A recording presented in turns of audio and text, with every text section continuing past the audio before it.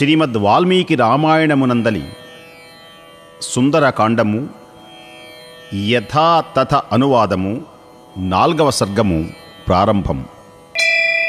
మహాతేజశాలి కపివరుడు అయిన ఆ హనుమంతుడు కామరూపిణియు ఉత్తమురాలు అయిన ఆ లంకాపురి దేవతను తన పరాక్రమము చేత జయించి ముందుకు సాగుతున్నారు స్వామి. సుగ్రీవునకు హితకరుడు మహాబాహువు అయిన ఆ హనుమంతుడు ముఖద్వారము నుండి కాక అద్వారమున ప్రాకారము పైనుండి దుమికి లంకలోకి అడుగుపెట్టారు. ఎవరైనా సింహద్వారము నుంచి వెళతారు గాని అద్వారేణ మహాబాహు ప్రాకారం అభివక్లువే. అలా చేస్తారా? ఎవరూ చెయ్యరు. నవవ్యాకరణవేత్త మహాపండితుడైన స్వామి అద్వారముకుండా దేనికని ప్రవేశించారు అని మనకు ప్రశ్న కలుగుతుంది. ఆయన జ్ఞాని కనుకనే ఆ పని చేశారు అని మనకు సమాధానం చెప్పుకోవాలి. ఎలా అంటే, గ్రామం వా నగరం వాపి పట్టణం వా పరస్యహి విశేషాత్ సమయే సౌమ్య నద్వారేణ విశేనృప. నీతిశాస్త్రం పలుకుతున్నది, శత్రువుల యొక్క గ్రామమును గాని నగరమును గాని పట్టణమును గాని విశేష సమయమున ముఖద్వారము నుండి ప్రవేశించరాదు. కనుక సత్వసంపన్నుడైన ఆ మారుతి శత్రువుల శిరముపై ఎడమ పాదమును ఉంచారు. పిమ్మట రాత్రివేళ ఆ నగరములో ప్రవేశించారు. ఆంజనేయ స్వామి కోటగోడలు ఎగబ్రాకి ప్రాకారములను దాటి ముందుకు సాగి మహానుభావుడు తన వామపాదమును ముందుగా ఉంచి ముందుకు సాగారు. దేనికని వామపాదమును ఉంచారు? ఎక్కడైనా ఎవరైనా ఏ సమయమునందైనా కుడికాలే పెట్టి కదా ముందుకు వెళ్ళాలి. ఎడమకాలు పెట్టి ముందుకు సాగారు ఆంజనేయ స్వామి. దేనికని అంటే, ప్రయాణకాలే చ గృహప్రవేశే వివాహకాలేపి చ దక్షిణాంఘ్రిం కృత్వా అగ్రతః శత్రుపురప్రవేశే వామం నిదధ్యాశ్చరణం నృపాల. ప్రయాణం చేసేటువంటి సమయంలో కుడికాలు పెట్టి వెళ్ళాలి. గృహప్రవేశ సమయంలో కుడికాలు పెట్టి వెళ్ళాలి. వివాహ సమయమునందు కుడికాలు పెట్టి వెళ్ళాలి. కొత్తగా పెళ్లి కూతురు గృహానికి విచ్చేటప్పుడు కుడికాలు పెట్టి రామ్మా అంటారు. ఎడమకాలు పెట్టి రాకూడదు. దీనికని ఎడమకాలు పెట్టి రాకూడదు, కుడికాలు పెట్టే రావాలి అంటే, ఈ ఇంట్లో ఉన్న వారంతా శుభులు, వారి వల్ల నేను, నా వల్ల వారు ఆయురారోగ్య ఐశ్వర్యాలు పొందాలనుకున్న వారు కుడికాలు పెట్టాలి.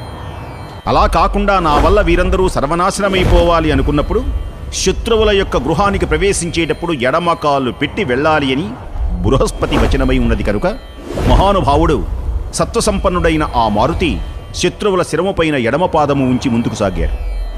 రాత్రివేళ నగరంలో ప్రవేశించారు. మహాకవి ముత్యాలతో పువ్వులతో విరాజిల్లుతున్న రాజమార్గమును అనుసరిస్తూ వెళ్ళారు. రమ్యమైన ఆ లంకాపురిలో వివిధములైనటువంటి అనేక విశేషములు స్వామివారు వీక్షించారు. అక్కడ ఉన్న గృహములు ఉత్కృష్టములైన హాసధ్వనులతో నిండి ఉన్నాయి. వివిధ వాద్య ఘోషలతో ఒప్పారుతున్నాయి. ఆ గృహములు ఐరావతము వలె ఉన్నతములై స్వచ్ఛములై వజ్ర ఖచ్చితములై శోభిల్లుతూ ఉన్నాయి. ఉన్నత గృహములతో అలరారుచూ ఆ లంకాపురం ఆకాశమందలి మేఘమండలము వలె భాసిల్లుతున్నది. ఆ లంకాపురం స్వచ్ఛమైన తెల్లని మేఘముల వలెనున్న రాక్షసుల యొక్క గృహములు జిగ్జిగేలుమనేటువంటి కాంతులు వెదజల్లుతూ ఉన్నాయి. వాటిలో కొన్ని చిత్ర విచిత్రాకారములు కలిగి ఉన్నాయి. కొన్ని పద్మ స్వస్తిక లక్షణములతో అలరారుతూ అనేకమైనటువంటి చిహ్నములతో విరాజిల్లుతున్నది. మరికొన్ని వర్ధమాన నామక ఆకృతులతో విలసిల్లుతున్నాయి. రమ్య హర్మ్యములు నిరుపమానమై వెలుగొందుతూ ఉన్నాయి. సుగ్రీవ సచివుడైన మారుతి, స్వామి కార్యసాధన దక్షుడైన హనుమంతుడు రామకార్యార్థము సంచరించుచు చిత్ర మాల్యాభరణములతో అలరారుచున్న ఆ లంకాపురిని చూచి మిక్కిలి ఆనందించాడు మహానుభావుడు. ఆహా, ఈ లంకాపురి చూస్తున్నప్పుడు నాకు ఆనందం కలుగుతున్నది. ఈ ఆనందమే నాకు శాశ్వతమై నిడుచునుగాక. సంపూర్ణమైన ఆనందము ఎప్పుడు కలుగుతుంది అంటే, సీతా సందర్శన మహాభాగ్యమును పొందిన తరువాతనే నాకు సంపూర్ణమైనటువంటి ఆనందం కలుగుతుంది అని స్వామివారు భావిస్తున్నారు. స్వర్గములో ఉన్నటువంటి అప్సరసల వలె గానము చేయుచున్న మదవతుల యొక్క త్రిస్థాయి పలుకుతున్న మధురమైన సంగీత గానాలు ఆంజనేయ స్వామి వారికి వినిపించినాయి. త్రిస్థాయిలు మంద్రస్థాయి అని, మధ్యమ స్థాయి అని, తారస్థాయి అని సంగీతములో ఉంటవి. మిక్కిలి సంపన్నులైనటువంటి వారి గృహముల యందు సంచరించుతున్న స్త్రీల వడ్డాణపు చిరు గజ్జెల సవ్వడులు, కాలి అందెల ధ్వనులు, వారు మెట్లపై నడిచేటప్పుడు కలిగేటువంటి మధుర రవములు, కరకంకణ నిక్వాణములు, పాదమంజీర ధ్వనులు ఝళం ఝళం అని మ్రోగుతూ ఆనందాన్ని కలిగిస్తున్నాయి. అక్కడ రాక్షస గృహముల యందు యోధులు జబ్బలు తరుచుకొని మిగిలిన అనేకమైనటువంటి ధ్వనులతో వారి వారి సింహ గర్జనలు, మరికొన్ని తావులయందు జపించు వేదమంత్రములు ఆంజనేయ స్వామి వారు విన్నారు. హనుమంతుడు వేదాధ్యయన నిరతులైన రాక్షసులను చూచారు. దర్భముష్టిధారులను చూచారు.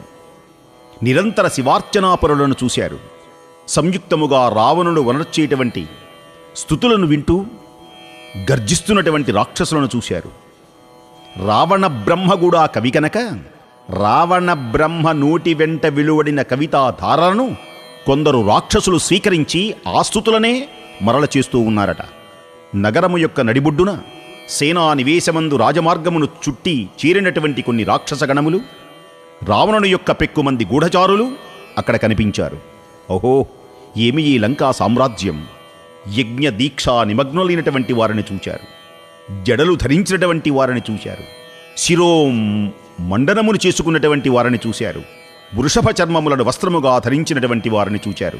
దర్భలను పిడికిళ్లలో పట్టుకొని దర్భముష్టిధారులై వాటిని మంత్రించి ఆయుధములుగా శత్రువులపై ప్రయోగించేటువంటి ప్రయోగము చేయగలిగినటువంటి యాతుధానులను చూచారు.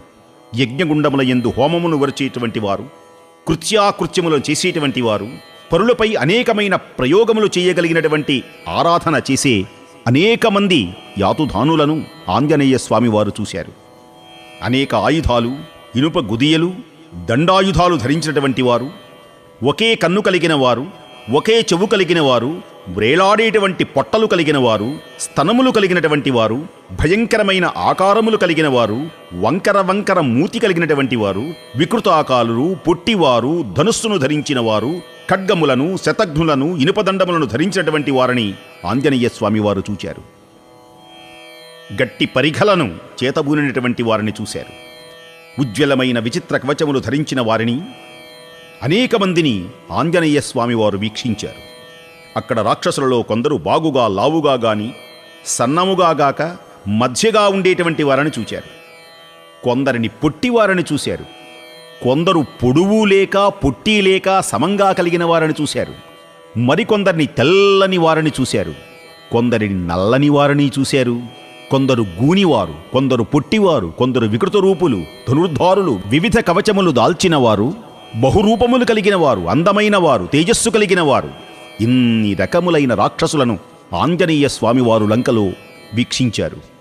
మిక్కిలి తేజస్సు కలిగినటువంటి వారు ధ్వజములను, పతాకములను, వివిధములైన ఆయుధములను, బల్లెములను, వృక్షములను, అనేకమైనటువంటి కత్తులను వజ్రాయుధముల వలె ధరించి క్షేపణములు, పాశములు చేతబూనినటువంటి వారిని చూశారు ఆంజనేయ స్వామి. పూలమాలలు ధరించిన వారిని, సుగంధ ద్రవ్యములు అలముకొనినటువంటి వారిని, చక్కని ఆభరణములు దాల్చిన వారు, నానా విధములైన వేషములు ధరించిన వారు, స్వేచ్ఛగా సంచరించే పెక్కుమందిని, పదునైన శూలములను, వజ్రాయుధములను ధరించిన మహాబలశాలులను ఆంజనేయ స్వామి వారు లంకలో వీక్షించారు. అంతఃపుర ప్రాంగణమున మధ్యభాగమున రావణుని ఆజ్ఞానుసారము సావధానులయ్యున్న వేల కొలది సైనికులను ఆంజనేయ స్వామి వారు వీక్షించారు.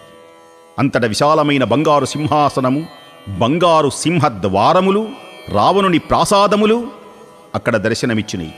ప్రసిద్ధమైన రావణుని ఆ భవనం త్రికూటార్తిపై సుప్రతిష్టమై ఉన్నది.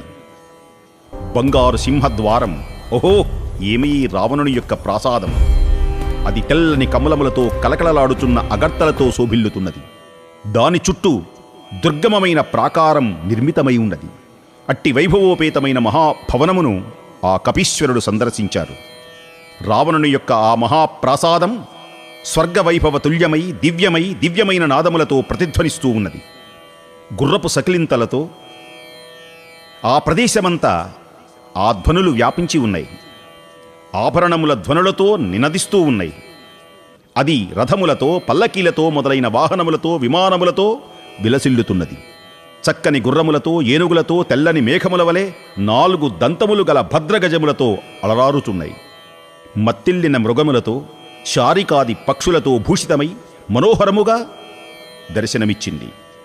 అట్టి రమ్యమైన ముఖద్వారము మహావీరుడైన రాక్షసులచే పెక్కు విధములుగా రక్షింపబడుతూ ఉన్నాయి. అయినప్పటికీ రావణుని యొక్క అంతఃపురం ఆంజనేయ స్వామివారు అల్లంత దూరాన చూచారు. మెల్లగా రావణుని యొక్క అంతఃపురంలోకి ప్రవేశించారు. రావణాంతఃపురము తప్త కాంచన ప్రాకారములతో విలాసిల్లుచున్నది. అందలి లోపలి భాగము అమూల్యములైన ముత్యములతో, మణులతో అలంకృతమై ఉన్నది. శ్రేష్టములైన కాలాగరు చందన పరిమళములు అది వెదజల్లుతూ ఉన్నది. అట్టి అంతఃపురంలో ఆంజనేయ స్వామి అడుగిడినారు. శ్రీమద్ వాల్మీకి రామాయణమునందలి సుందరకాండము యథా తథ అనువాదము 4వ సర్గము సమాప్తము.